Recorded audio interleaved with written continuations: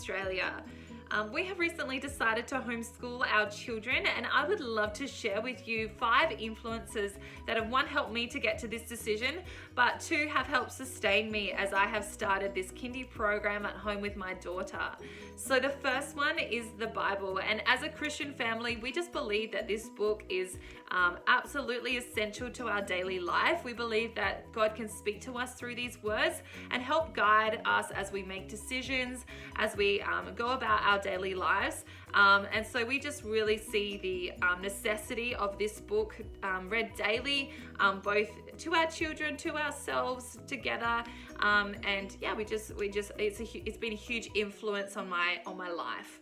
The second one is a podcast called Risen Motherhood. It is by 2 Christian women in America. I had a friend get me onto this when I was a brand new mum and my daughter was about 6 months to a year old, and it has really helped shape the way that I parent and the way that I see the gospel intertwined into my parenting and my everyday life. So you can find this just on the podcast.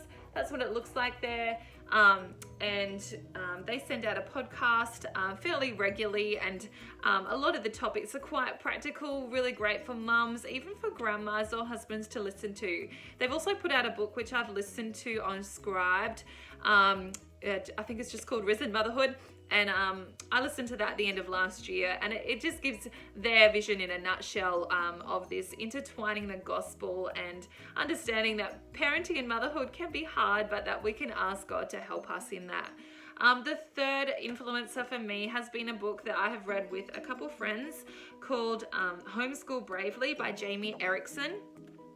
Again, I listened to this on a app that we have got called Scribed. If you haven't heard of Scribed, it is an app where you have a whole pool of audio books or books that you can actually read on your device, and it is a subscription you pay for, but we have found it really, really good. And I do tend to do a lot of listening to books or podcasts when I'm, say, doing the dishes or going for a walk or having a shower even. So it's just been really great. But this book, Homeschool Bravely, has been really foundational to my decision to homeschool.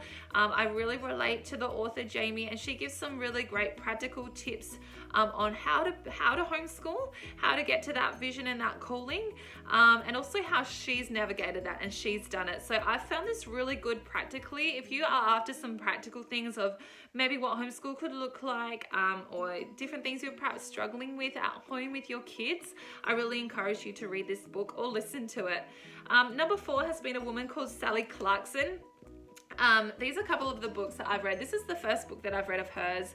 It's called The Life-Giving Home, and she is a Christian mum in America. She's now a grandma, but she's successfully taken 4 of her children through homeschooling, and she just has a real heart for her children and her family.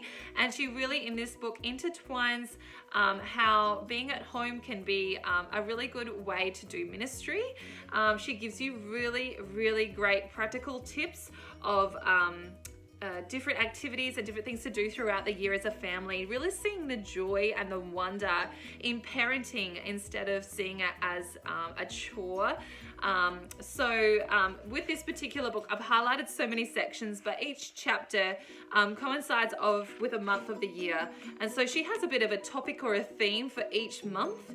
She decorates her house for those times. She reads certain books. She has certain activities that she does with her children and teaches them different things, depending on whatever month it is. So this has been a really cool book to get a lot of creative ideas to do around your home, to make your home a life-giving home, really fun, really enjoyable. She gives you some really good tips of how to, as I said, intertwine ministry, so your home is extremely welcoming as a comfortable place, a place that cultivates a culture of community and of love and of care and of relationships. So jump onto this.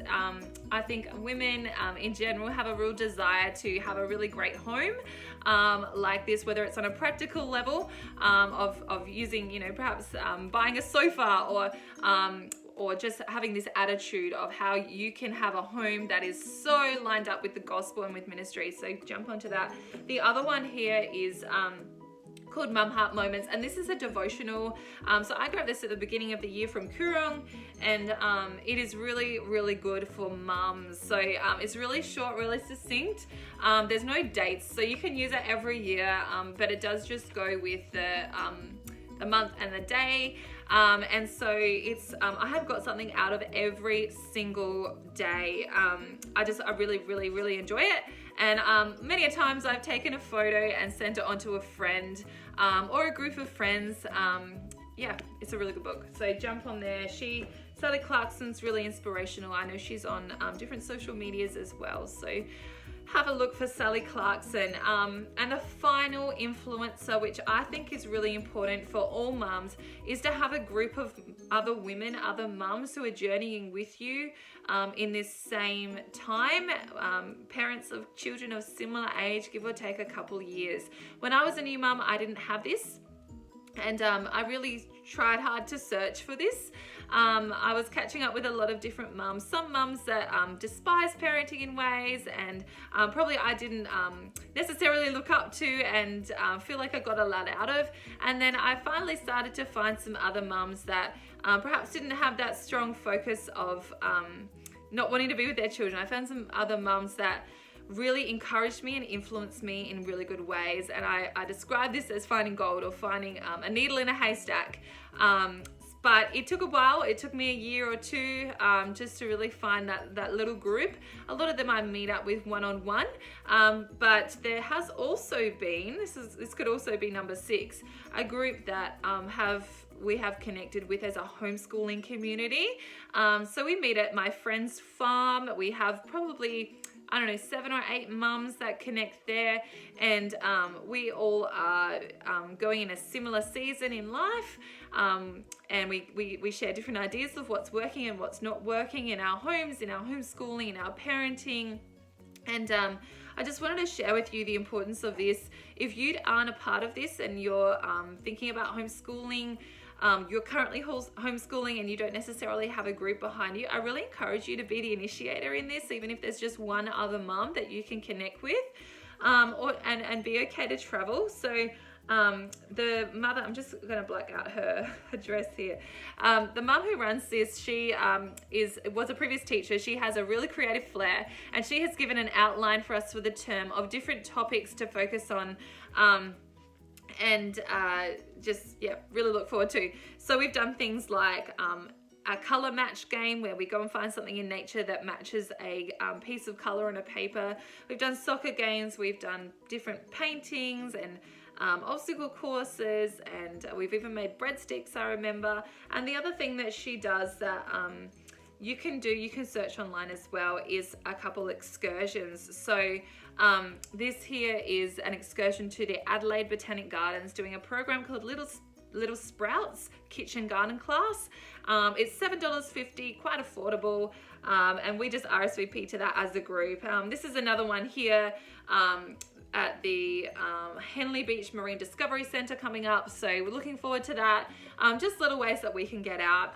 I know for us as a homeschooling family, we are always looking at different things we can get to. I know we're going to an orchestra event for free this week, run by the Adelaide Conservatorium. So I think if you just can get yourself out, can get yourself aware of the different things that are around you, there's lots and lots and lots of things to do and see. So we're regularly going on library visits or museum visits or playground visits, different nature areas, visiting different new parks, catching up with people of all different ages, going to different shops, doing different activities in nature, whether it's the beach, different down near the Torrens River, just having a lot of fun getting out and about. So I hope this has been an encouragement to you. I just also wanted to share just a few last influences of mine that have really, I guess, paved a way and made a really strong imprint on my decision to homeschool and to be the best mum that I can.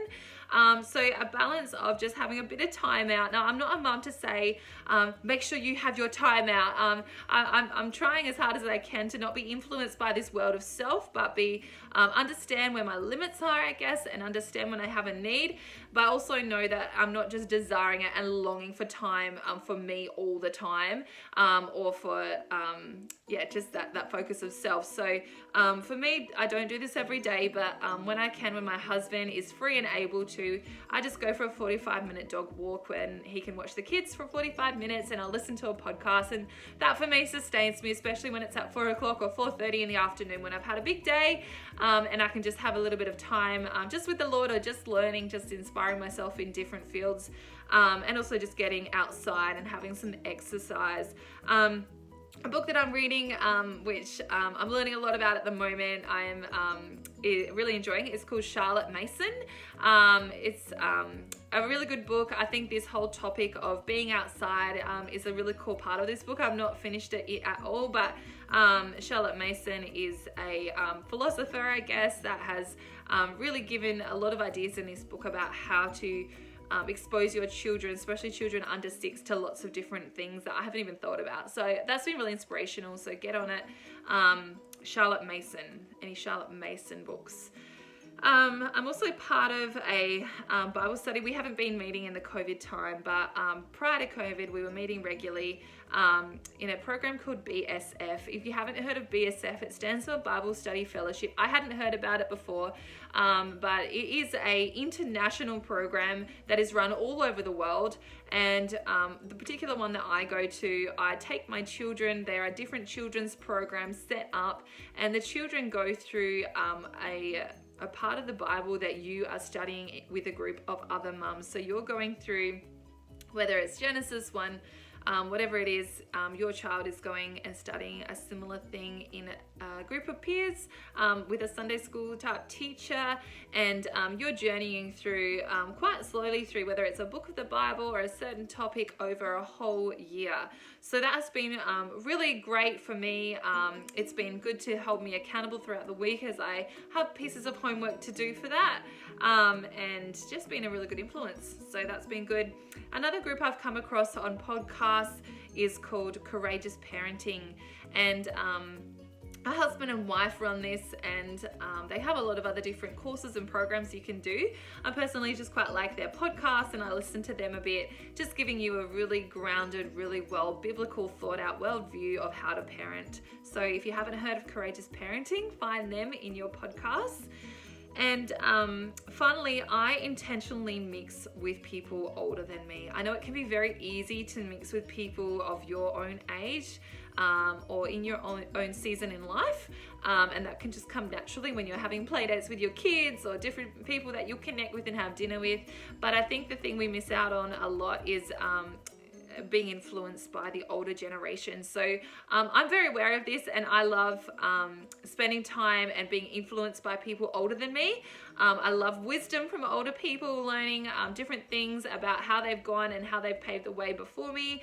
And so yeah, I've through that I have met a Christian neighbor where we pray with together, an older woman, probably 30 years older than me. But just has a lot of wisdom and really does understand what I'm going through as a mom. So I just encourage you, if you don't have someone older in your life to speak into on a mentor relationship level, or just like to pray together and hang out and do life with, I encourage you to find that person. We're part of a church that doesn't have a lot of older people in there, so I think it's just really cool to have that in your life if you don't already. I hope this podcast, I hope this video has been really, really good and inspirational for you, and you've got something out of it. I'd love to hear from you and connect if you've loved this, and I hope you have a really good rest of the day. Okay, bye.